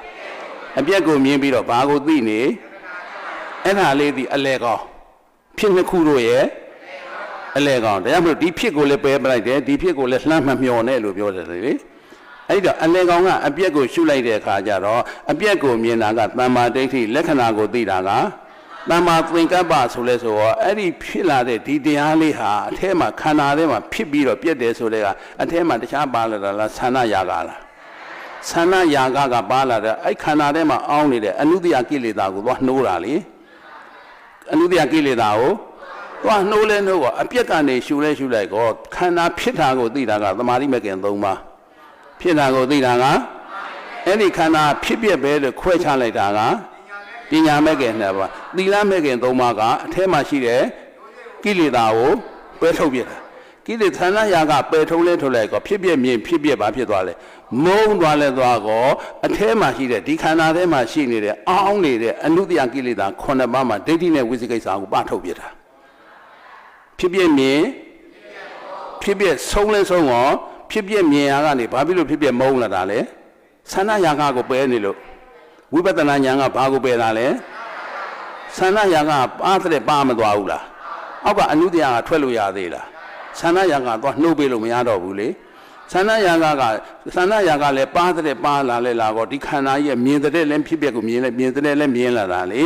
အဲ့တော့မြင်လဲပြီးတော့သဏ္ဍယာကလည်းကုံလဲကောဒီခန္ဓာထဲမှာအောင်းနေတဲ့ဒိဋ္ဌိနဲ့ဝိသိကိစ္စဆိုတဲ့အနုတ္တယနှစ်ပါးကိုမဉ္ဇဏ်ကကောထုတ်ပြအဲ့ဒါအရိယာမဉ္ဇဏ်ခုနသဏ္ဍယာကကိုပယ်တတ်နေတာကဘာတူလဲဝိပဿနာမဲ့အတွင်းကဒိဋ္ဌိနဲ့ဝိသိကိစ္စကိုကောထုတ်ပြတာကကောထုတ်ပြတာကအရိယာမဲ့ဘာမဲ့လဲအဲ့ဒီအရိယာမဲ့ကိုဘာလို့ပြောလဲဝိရာကဟိုသောတာပတ္တိမဲ့ဒီဘာတွေရှောက်လုံးမနေနဲ့အဲ့ဒါတွေကသောတာပတ္တိမဲ့ဆိုတာနောက်မှပြောတာအဲ့ရှုနေတဲ့အချိန်ခါလေးမှာဒီနောက်ကရှုတဲ့အရှုဉဏ်လေးဟာမဲ့ဉဏ်နော်အဲ့ဒီမဲ့ဉဏ်လေးဟာဘာကိုမြင်တာလဲဝိရာဂကိုမြင်တာဒိဋ္ဌိနဲ့ဝိသိကိစ္စခန်းသွားပြီလေဒိဋ္ဌိနဲ့ဝိသိကိစ္စလည်းကိုယ်ဒီခန္ဓာထဲမှာရှိသေးလားအမြင့်ပြတ်သမှုစေတပဟံဖြင့်ပယ်တန်လဲဟောဒိဋ္ဌိနဲ့ဝိသိကိစ္စချုပ်သွားတာကိုမြင်တာလေအဲ့ဒီကြောင့်မလို့ဒီမဲ့ကိုဗာမဲ့လို့ခေါ်တယ်ဝိရာဂဘာလဲအဲ့ဒီဝိရာဂဒီပထမဆုံးကြိမ်ဝိရာဂဖြစ်သွားတဲ့ကြောင့်အဲ့ဒါကိုပထမညာဏတတနာလို့ပြောတာအဲ့ဒီမဲ့ညာကိုဘာလို့ပြောရလဲအဲ့ဒီထိအောင်သောတာပန်မဟုတ်သေးဘူးဟုတ်တယ်မလားအဲ့ဒီဝိရာဂဖြစ်လဲဖြစ်လိုက်ကောဟောဘာကိုလှမ်းမြင်လိုက်လဲဆိုအရိယသစ္စာကိုရောက်ဆောင်မသွားဘူးလားအရိယသစ္စာရောက်သွားလဲဆိုဘာကိုလှမ်းမြင်လိုက်တာအဲ့နိဗ္ဗာန်ကိုပထမဆုံးမြင်တဲ့မဲ့ဖြစ်တဲ့အတွက်ကြောင့်အဲ့ဒီကြမှာသောတာပတ္တိမဲ့လို့ပြောတာဟုတ်တယ်မလားဒါဖြင့်ဝိရာဂဖြစ်တာအရင်ဟိုနိဗ္ဗာန်ကိုလှမ်းမြင်လိုက်ခါမှာနိဗ္ဗာန်အရင်တို့ပထမဆုံးသွားတဲ့ပုဂ္ဂိုလ်ဖြစ်တဲ့အတွက်ကြောင့်သူ့ကိုဘာလို့ခေါ်တာသောတာပန်လို့ပြောရတာဟုတ်တယ်မလားဒီဝိပဿနာရှုနေတဲ့ပုဂ္ဂိုလ်သောတာပန်လို့မပြောလို့မရဘူးဒါသောတာပတ္တိမဲ့လို့ပြောလို့မရဘူးဝိရာဂလို့ပဲပြောရမယ်နိဗ္ဗာန်ကိုမြင်ပြီးမှအဲ့ဒီဖြစ်ပျက်ကဘာသစ္စာမြင်တဲ့ဉာဏ်ကနေတဲ့ကိလေသာကနောက်ခန္ဓာမလာတော့တာကနောက်ခန္ဓာမလာတော့ဘူးဆိုတော့ဒီခန္ဓာပေါ်လာခွင့်မရတော့ဘူးလေခန္ဓာအစဉ်ကြီးဟာပြတ်မသွားဘူးလားဘယ်နေရာကနေဖြတ်လိုက်တာလဲမေးတော့ပဋိစ္စသမုပ္ပါဒေသနာတော်တဲ့ခြာသွင်းကြည့်တော့ဝေဒနာရဲ့နောက်နာကဟုတ်တယ်မလားဝေဒနာရဲ့နောက်နာကနေကပ်ပြီးဝိပဿနာနဲ့ရှာလဲရှာကောဝေဒနာထဲမှာရှိနေတဲ့သဏ္ဍယာကအလုံးမလုံးနိုင်တော့ဘူးသဏ္ဍယာကအလုံးမလုံးနိုင်တဲ့အတွက်ကြောင့်ဝေဒနာဆိုတဲ့နှစ်နံပါတ်အကွက်ထဲမှာပါတဲ့ခန္ဓာ၅ပါးရဲ့ဒိဋ္ဌိနဲ့ဝိသိကိစ္စကအမြစ်ပါပြတ်သွားတာအမြစ်ပါပြတ်သွားလဲတော့နောက်ကတဏှာပေါ်လာခွင့်ရသေးလားပေါ်မလာတော့ဥစ္စာဒီလုံးဝမိမိတို့မှာတရင်ကပဲပေါ်မလာတာဝိပဿနာမရှိရင်ပြန်ပေါ်မှာဟိုကသဏ္ဍယာကကိုအပိဓာပယ်တန်းလိုက်ပြီးဖြစ်တဲ့အတွက်ကြောင့်အဲ့ထဲမှာရှိနေတဲ့ဒိဋ္ဌိနဲ့ဝိသိကိစ္စကိုမိတ်အဲ့ဒီခုနဝိရာဂဖြစ်တဲ့မက်ကအမြစ်ပြတ်ပယ်ထုတ်ပြတာအမြစ်မှာကောလဲပြတာပေါ့ဗျာ ဒိဋ္ဌိနဲ့ဝိသိကိစ္စအမြင့်ပြလဲအမြင့်ကနေကောလှဲလဲကောအပင်ထပ်ပါအောင်မလားအဲ့ဒါသမုတ်စေတာပဟံဟုတ်တယ်မလားသမုတ်စေတာပဟံလဲလို့လဲကောဒီထဲမှာရှိတဲ့ဒိဋ္ဌိနဲ့ဝိသိကိစ္စကဘယ်လိုနည်းနဲ့မှပေါ်မလာနိုင်တော့ဘူးဒီပေါ်မလာနိုင်တဲ့အတွက်ကြောင့်ဘာဖြစ်တယ်လဲသင်္ခါရပစ္စယအဲ့အတိတ်တွေကပါလာတာကြီးနော်အတိတ်တွေကပါလာတာဒီဘဝမှာရှိနေတာအခုဝိပဿနာအလုံးလောက်ခါမှာဒိဋ္ဌိနဲ့ဝိသိကိစ္စကိုပယ်သပလိုက်တာဒီမဉ္ဇဉ်ပေါ်လို့ဒိဋ္ဌိနဲ့ဝိသိကိစ္စအမြင့်ပြန်ရှိလို့ပယ်သတာပေါ့မရှိတာကြီးသွားတတ်လို့မရမလားဘယ်မှာအောင်းနေတာလဲခန္ဓာထဲမှာအဲ့ခန္ဓာထဲမှာအောင်းနေတယ်ဆိုတော့ဒိဋ္ဌိနဲ့ဝိသိကိစ္စပယ်သလဲပယ်သလားကောသင်္ခါရပစ္စယဝိညာဏံဆိုတာသင်္ခါရဒီအဘိသင်္ခါရကံလို့ပြောတယ်ဝိညာဉ်ဒီအဘိသင်္ခါရဝိညာဉ်လို့ပြောတယ်ပြောထတာနော်အဲ့ဒီတော့အဘိသင်္ခါရကံဆိုတော့ဘယ်ကိုရောက်စေတတ်သောကံလဲမေးတော့အမာယကာမဏိယလို့ခေါ်တယ်အပေသို့ရောက်စေတတ်သောသင်္ခါရကံဟုတ်တယ်မလားအပေသို့ရောက်စေတတ်သောကံမိမိတို့ခန္ဓာထဲမှာပါမလာဘူးလားအဲ့ဒီဝိညာဉ်တွေဘာဖြစ်သွားလဲချုပ်သွားတာအဲ့ဒီအပေသို့ရောက်စေတတ်သောဝိညာဉ်မိမိတို့တဏ္ဍာမှာအပေသို့ရောက်စေတတ်သောစိတ်ဝိညာဉ်ဘာဖြစ်သွားချုပ်သွားဘယ်သူလဲဒိဋ္ဌိကလသံယုတ်စိတ်၄ခုနဲ့ဝိသိကိစ္စသဟဂုတ်စိတ်တစ်ခုတန်ត្រာလေးကပါလာတာခုမရှိဘူးလားရှိတယ်အဲ့ဒီဆိုတာတော့ဒီဒိဋ္ဌိနဲ့ဝိသိကိစ္စလည်းဒီကဝိသံကလည်းဖြစ်သွားလဲသွားတော့အဲ့ဒီတန်ត្រာလေးကပါလာတယ်ဒိဋ္ဌိကလသံယုတ်စိတ်တစ်ခုရုပ်90ရှိတယ်ပေါ့လေမိမိတို့တဏ္ဍာမှာစိတ်တွေအများကြီးပဲလေအဲ့ဒီထဲကအပေတို့ရောက်စေတတ်သောဝိညာဉ်ဖြစ်တဲ့ဒိဋ္ဌိကလသံယုတ်စိတ်၄ခုနဲ့ရောင်ဝမ်းဝမ်းဖြစ်စေတတ်သောဝိသိကိစ္စကိုဝိသိကိစ္စချုပ်သွားအောင်ဘယ်ကနေချုပ်တာလဲဝေဒနာနဲ့တဏှာကြားကဘယ်ကလဲဟိုကချုပ်မသွားဘူးလားချုပ်သွားလဲသွားတော့လူဘဝမှာအဲ့ကောင်ပုံပြောင်းသွားပြီဟုတ်လားဟိုတော့လို့မကောင်းတာလုံးအောင်မလားမလုံးချစ်စိတ်နိယတာသီလာမြဲသွားပြီလို့ပြောတာဟိုတော့ကဆိုးခဲ့တာပေခဲ့တာတေးခဲ့တာတွေကခုတမလောက်ပါအောင်ဆိုလို့မလုပ်တော့ဟိုတော့ကပုထုဇဉ်ကတော့ဘာဖြစ်လဲအပေမကြောက်ခုလေလောက်မှာပဲဘာဖြစ်လို့လဲအဲ့ဒိဋ္ဌိတသံမျိုးစိတ်၄ခုနဲ့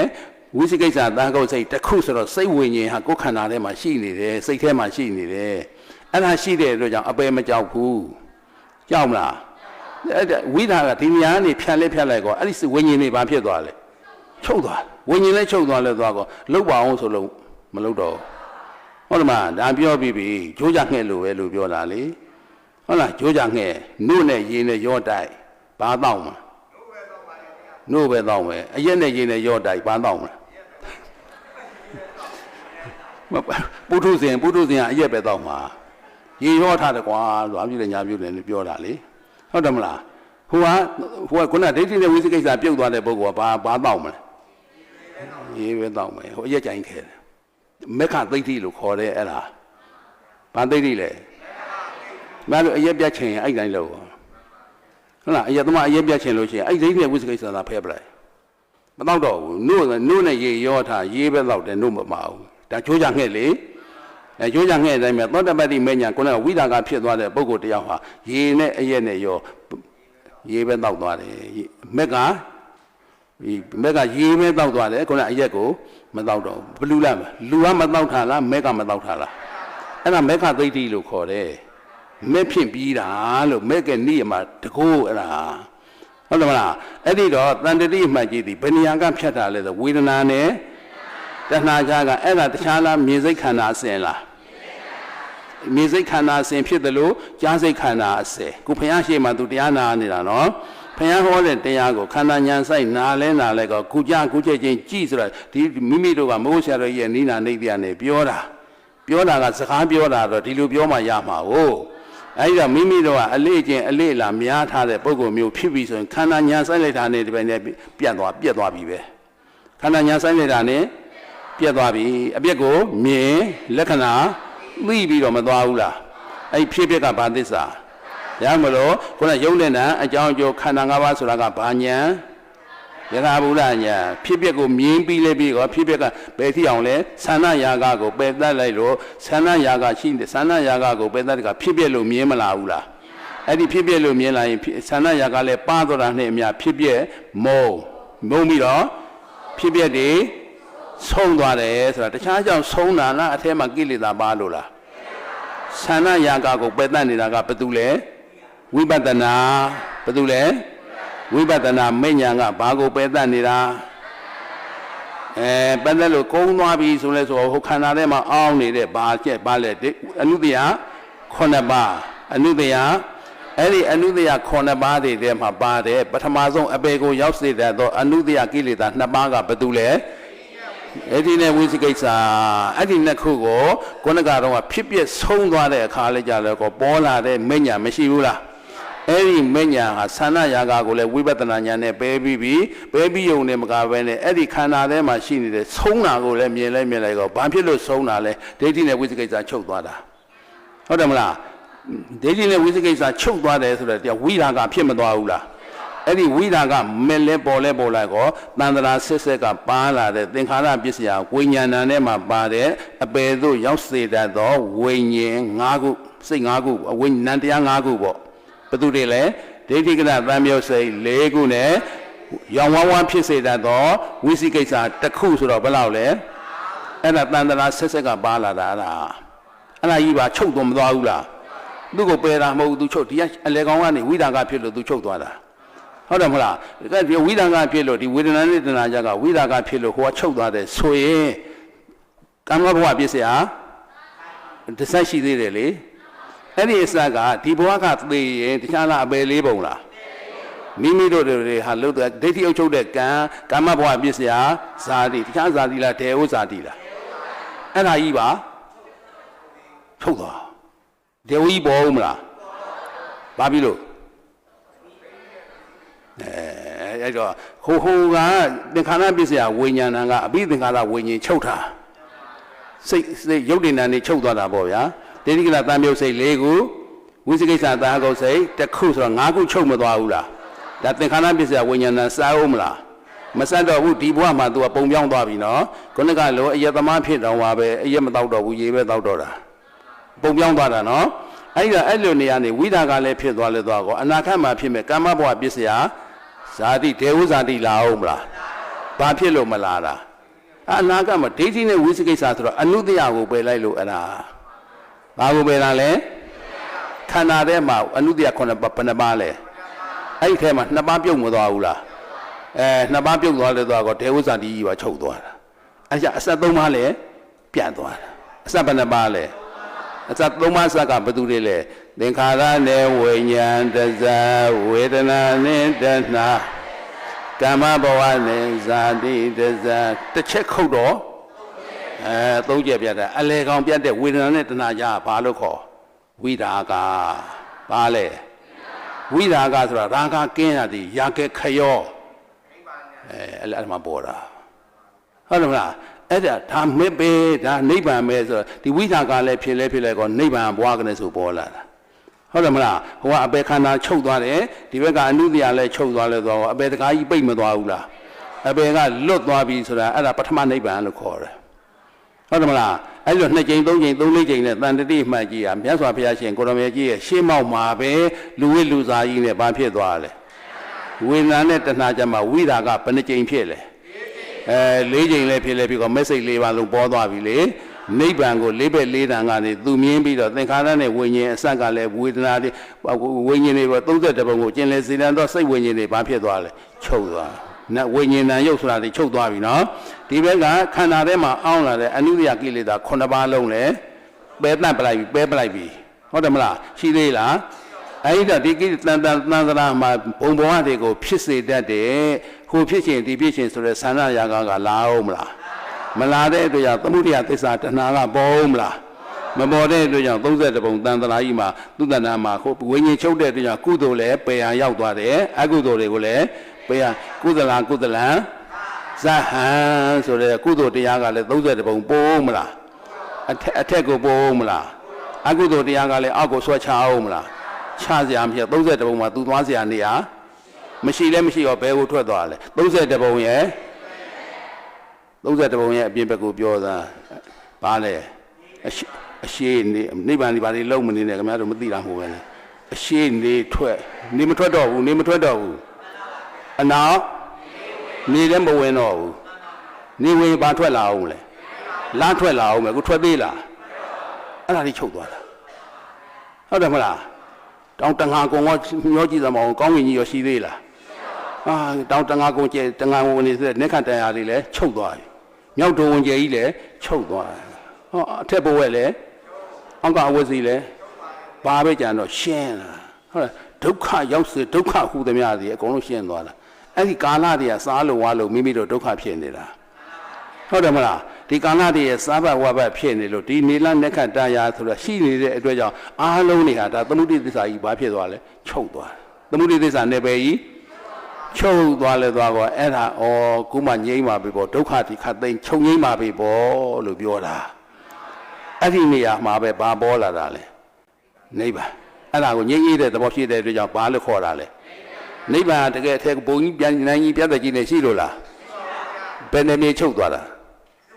သမုဒိသစ္စာနယ်မြေချုပ်သွားတာကိုကမိမိတော့ကိုသမုဒိသစ္စာနယ်ပယ်ထဲမှာမနေဘူးလားအဲ့ဒီသမုဒိသစ္စာနယ်ပယ်အဆုံးမှာဘယ်သူရှိလဲသမုဒိသစ္စာချုပ်ရရှိတယ်လေအဲ့ဒီချုပ်တဲ့နေရာစီပဲလေဒုက္ခခတ်သိမ်းချုပ်ငိမ့်တဲ့နေရာဖြစ်တဲ့အတွက်ကြောင့်အဲ့ဒါကိုငြိမ့်နဲ့အေးတယ်ငြိမ့်ပြီးတော့အေးတဲ့ချမ်းသာဖြစ်တဲ့အတွက်ကြောင့်ဒါမှမဟုတ်မဟုတ်ဆရာတော်ကြီးရတယ်မအိုမသေးအမြဲနေဆိုတာအဲ့ဒီနေရာကိုပြောတာခုမိမိတို့သမုဒိသစ္စာကအိုနာသေးအဲ့ဒီအဆုံးမှရှိတာကနည်းနည်းလေးပဲကတ်လွဲတာကမှဟုတ်တယ်မလားမအိုမသေးအမြဲနေတာမိမိတို့ခုရှိနေတာဘာကပ်ပေးရမကပ်ပေးရမပါအလုံးမဖြစ်ဘူးဟုတ်တယ်မလားခင်ဗျားတို့ကပြည်ဖြစ်တယ်လို့ဘာလို့ညာလို့လျှောက်ပြောနေတယ်မနိဗ္ဗာန်ရောက်တာမကြောင်ရောက်တာဘာကြောင့်ရောက်တာလဲကိုလက်ရှိရကိုပါလဲဥနာသေးကဲခုနေရာရောက်သွားရင်ဘသူဝင်ကတ်လဲအဲ့ဒါမတလုံးဆောင်ရမှာဟုတ်တယ်မလားအဲ့ဒါကြောင့်ဓမ္မဂုဆရာတော်ဘုရားကြီးရဲ့ဥပနိဒေယအတိုင်းမိမိတို့ကိုခန္ဓာစင်ဉာဏ်ဝင်ဖြတ်ပုံကိုပြောတာအဲ့တော့ဘယ်နေရာနေပြတ်သွားလဲမေးတော့မြင်တယ်ကြားတယ်ဆိုတာရှင်းစိတ်တွေဘာတွေလဲနောက်စိတ်တွေရှင်းစိတ်နဲ့ရှင်းစိတ်နောက်စိတ်ကြားကိုပြစ္ဆုတ်ပံမိမိတို့အတိတ်ကိုလည်းမပြန်နဲ့ဆိုတာတခြားပယ်တာလားဖြစ်တာကိုပယ်တာလားအနာဂတ်ကိုလည်းမကြံနဲ့ဆိုတာတခြားပယ်တာလားနောက်စိတ်ဖြစ်မဲ့ဥစ္စာပြောတာလားဒါလည်းလှမ်းမမျောနဲ့တယ်မဖြစ်တော့ဘူးလေဆိုတော့ကွဲသွားပြီလေရွှေတောင်ကြီးပြိုးသွားပြီဆိုတော့ဖြစ်အောင်နှစ်ပင်ကြရှိအောင်မလားအဲ့ဒါကြီးလည်းလှမ်းမျောမနေနဲ့တဲ့ဘယ်နေရာကိုကြည့်ရမှာလဲမစ်စေအလေကောင်လို့ဆိုတဲ့ပစ္စုပန်တဲ့ပါရှုပါလို့ဘုရားပြောတာပစ္စုပန်ကတခြားဖြစ်တာလားပြက်တာလားအပြက်ကိုမြင်လက္ခဏာသိပြီးတော့မှမရှိတော့ဘူးဆိုတာမရှုရဘူးလားရှုတာအဲ့ဒါပွားများပြီးကမှဖြစ်ပြက်ကဗန္သစ္စာမြင်တဲ့ဉာဏ်ကနေတဲ့ကိလေသာကနောက်ခန္ဓာမလာတော့တာကဒီဖြစ်ပြီးတော့ပြက်တယ်ဆိုတဲ့ခန္ဓာမှာချုပ်သွားတာလေအဲ့ဒီနေရာမှာကြံ့ထာကဘာလေးလဲဝိရာဂဘာလဲအဲ့ဒီဝိရာဂဆိုလဲဆိုတော့သမုဒိသစ္စာလဲချုပ်ဒီဘက်ကပရမတ္ထသစ္စာကြီးလဲချုပ်သွားပြီဝိရာဂအာယုံဝိရာဂဆိုသဘောလေးကမြင်လိုက်တဲ့သဘောလေးဟာအဲ့ဒါနိဗ္ဗာန်ပဲဟုတ်တယ်မလားအဲ့ဒီနိဗ္ဗာန်ခန္ဓာစဉ်ဉာဏ်ဝင်ဖြတ်ပြီးတော့မိုးဆရာတော်ဘုရားကြီးတို့ရဲ့ဥပနိဒေယအတိုင်းဒီဘဝဒီခန္ဓာမစွန့်ခင်မျက်မှောက်ပြုနိုင်ကြပါစေလို့ဆန္ဒပြုခဲ့ချိန်စိတ်သာဓုသုံးညိတ်ခေါ်သာဓု